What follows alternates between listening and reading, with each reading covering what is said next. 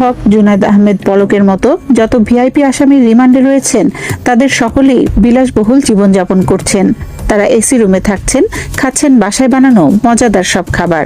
ডিবির বিশ্বস্ত একটি সূত্র বিষয়টি নিশ্চিত করেছে। এমন আরাম আয়েশে জীবন কাটানোর জন্যই বারবার রিমান্ড আবেদন করে তা বারবার মঞ্জুর করা হচ্ছে বলে অভিযোগ উঠেছে। হাইব্রিড নেতাদের রিমান্ড যেন শেষই হচ্ছে না। 7 থেকে 10 দিন রিমান্ড শেষে আবারও আদালতে তুলে চাওয়া হচ্ছে রিমান্ড। গ্রেপ্তারের পর থেকে এসব নেতা দফায় দফায় রিমান্ডে রয়েছেন। রিমান্ড শেষে তাদের পাঠানো হচ্ছে না কারাগারে, কারণ রিমান্ড মানেই ডিবি হেফাজতে বেশ আরাম আয়েশে দিন যাপন করতে পারা। যেসব নেতাদের ব্যাংক অ্যাকাউন্ট জব্দ করা হয়নি তারা চেক সাইন করছেন, চাইলেই আনতে পারছেন নিজেদের পছন্দের জিনিসটি। জানা যায় রিমান্ডে থাকা বেশিরভাগ নেতাই একসাথে সময় কাটাচ্ছেন। বেশিরভাগ সময়ই তারা খোশ গল্প করছেন।